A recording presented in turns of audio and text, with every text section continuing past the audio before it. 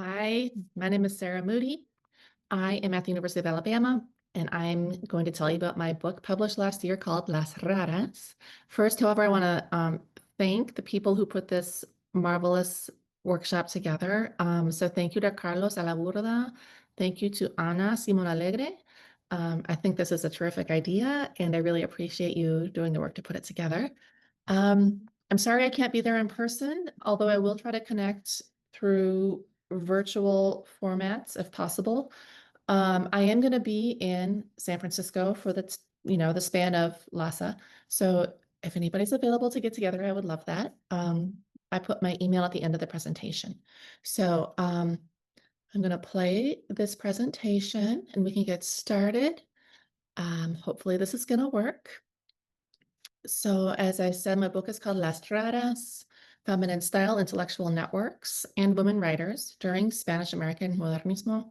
The book was published last May 2024 by Vanderbilt University Press, and I do want to include a shout out to Vanderbilt. They were a terrific press to work with. A hardback, paperback, and ebook all came out at the same time, which is a great way to do this. I'm really excited about the cover they put together for me, so I highly recommend Vanderbilt all around.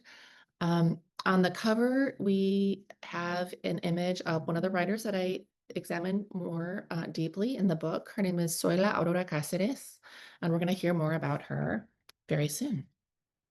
So this book, I recently learned, has been awarded the Best Book in the Humanities Prize for 2025 by the LASA 19th Century section. So huge gratitude to everybody involved with the running of that section, the work of the prize committee. I'm really so very grateful and flattered.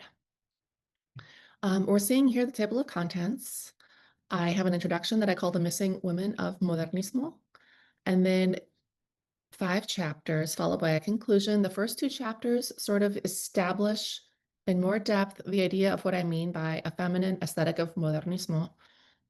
And chapter 2 focuses especially on journalists working from Paris and portraying Paris for a Latin American audience as a key example, a key moment of how this aesthetic was clarified and circulated. So let's see, chapters 3 through 5 each profile one woman writer who was not exactly writing as a modernista herself. However, she was close to those social and intellectual networks and wrote alongside them and defined success in alternative terms, right? So chapter 3 is on Clorinda Mato de Turner in her years in Buenos Aires. She was exiled there starting in 1895. Chapter 4 focuses on Maria Eugenia Vaz Ferreira of Uruguay within the milieu of the generation of 1900. And the last chapter moves forward a generation to focus on Aurora Cáceres, who is the Peruvian woman in the book cover picture, and especially studying her album personal, which is a scrapbook of her professional life.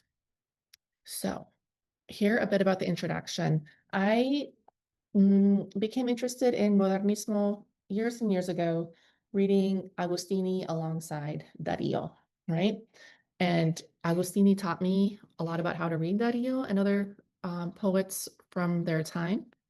She taught me a lot about how to read Modernismo. And so the book also starts with some of her work and her observations. She is also treated by many other scholars, whereas that's not necessarily true of the women I study in more depth. So I don't dedicate a complete chapter to Agostini. She is, however, a starting point. So this intro examines discourses of gendered style that supported Modernismo in terms of its development, its circulation, its systems of self-recognition, right? So how can style itself be gendered, right? How was style considered masculine or feminine within modernista thought? What was at stake in that approach? Where does it come from and how does it grow, right? These are some of the questions that I'll explore in the book. And I'm going to be looking at women writers on the margins of modernismo. What are their critiques of that literary movement? What are their alternative career pathways? And my work in this introduction, which of course frames the book, is participating in this queering of the archive. And I did want to share a little bit about what this idea means. I'm building on the work of many scholars here, including Claudia Cabello Hutt and Joseph Pierce, who have worked on this idea pretty close to Modernismo, and they provided some really helpful models for me. So here I'm going to quote Cabello Hutt. Let's see. She defines queer subjects expansively as those who, and I quote, lived their creative and intellectual lives outside normative parameters of marriage, reproduction, family, patriarchal, bodily control, and economic dependence. So this is a framework broad enough to include the writers that I'm going to tell you about today, right? That's not to say exactly that they were queer according to everybody's use of that word, right? It depends on our definition. But they were very much outside normative parameters of marriage, reproduction, et cetera, et cetera. These three women that we're going to hear about towards the end of the book, they, in some cases, were married, but they lived most of their lives outside of marriage. They lived their productive years outside of marriage, and they were productive in an economic sense. They earned money. They did not have any children among them.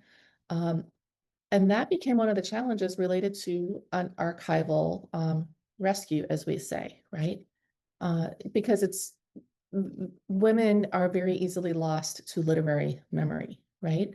To the extent that they're known during their lifetimes, that renown is it's very vulnerable, right?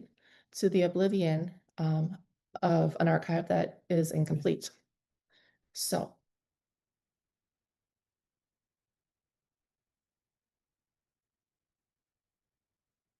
okay, so chapter 3, I focused on Clorinda Mato de Turner of Peru in her time in exile in Buenos Aires, which begins in 1895.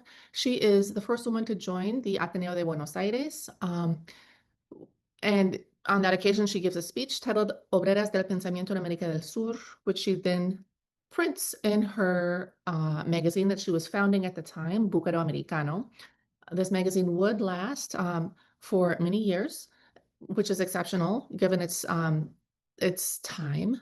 And one thing I examined in this chapter is Mato de Turner's use of speeches as a way to build community of women writers, right?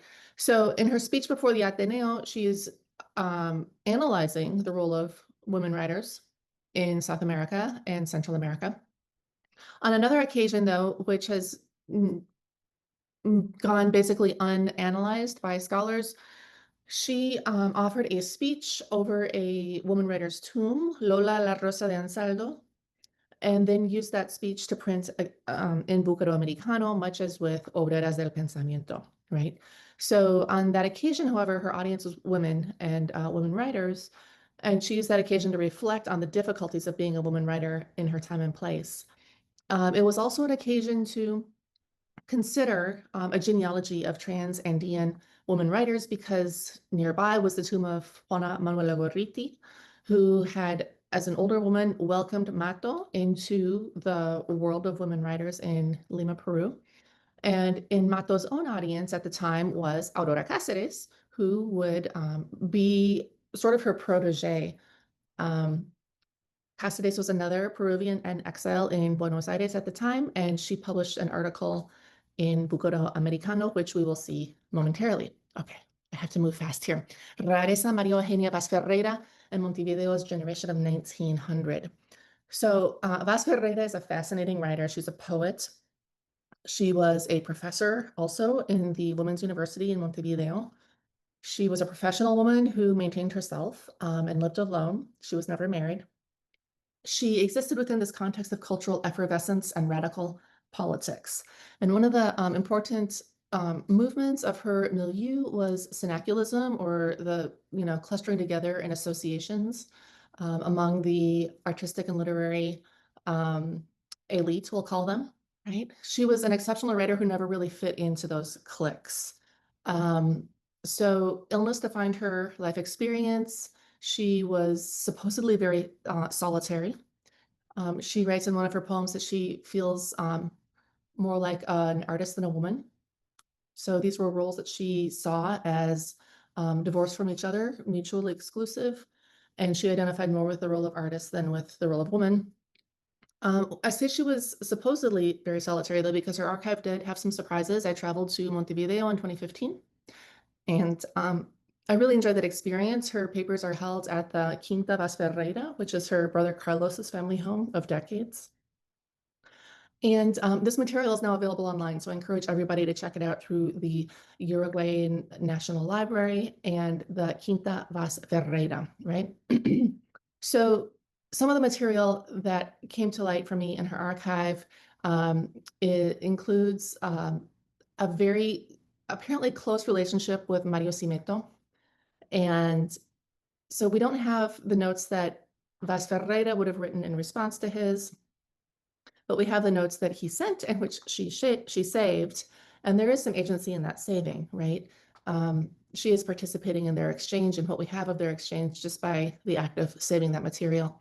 And so let's see, I had some fun quotes to read. I think we might not have time for that, but they had a very close relationship. It appeared to be a romantic one. It appeared to be secret. And yeah.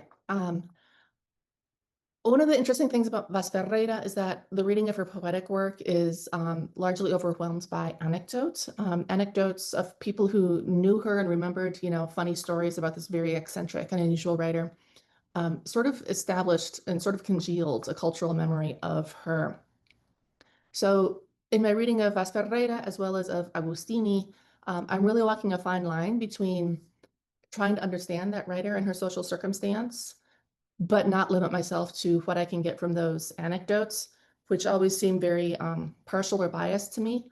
Or in the case of Agustini, not limiting myself to that spectacular, terrible treatment of her death in the popular press, right? Not letting her death define her life, right? In both cases, it's incredibly important to actually read the poetry of these poets and get into the archive and explore it directly in order to find alternative approaches, right? And not get stuck in repeating the same commonplaces.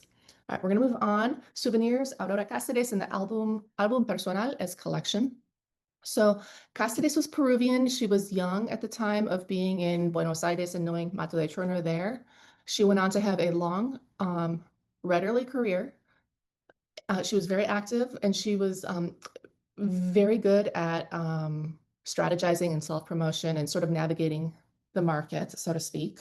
The market in terms of getting herself published in prestige, maybe not in a commercial sense. I think we don't know about that. But I'm reading her album as a professional collection of her career, right? So it is a nostalgic record that the author kept of her own success and her own renown as a writer. And it's really important in my reading at least, to understand how this nostalgia works, because she had the book at an early date and she collected the materials for decades, right? That she later taped into the album. And that use of cellophane tape is important in helping us date when the moment of composition probably happened, right? For that album. And it locates it in the 1930s or later. And that's why we know that she is collecting materials from her career as a young woman up through later years, but she's doing that moment of collection and recording as an older woman reflecting on her career, right? So she's remembering everything she saved over the years. She is seeing, in some measure, her own success, but also the limits of that career. In this chapter, I read the prologues written by famous Modernista writers for Cáceres books, right? And they're kind of terrible. They vary somewhat, but the more famous among these prologistas, right, are very comfortable making these really negative backhanded compliments, right? So, making these huge generalizations about all women writers being terrible and, she's an exception, or they're all ugly and she's not ugly, right? They don't quite say she's beautiful, but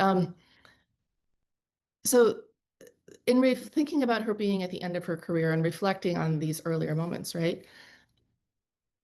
We clearly see an interest in maintaining a memory of her own success, right? But I also read a note of regret or reflection on limitations in that moment. All right, so I have overshot my time. I'm going to go back and edit this, I promise. Please reach out by email or otherwise. I'd love to hear from you. This QR code will take you to the Vanderbilt University Press website, where you can find this book in a hardback, paperback, and ebook. And there's more info about the book. There's blurbs, etc. So thank you so much. I'm going to go edit. Bye-bye.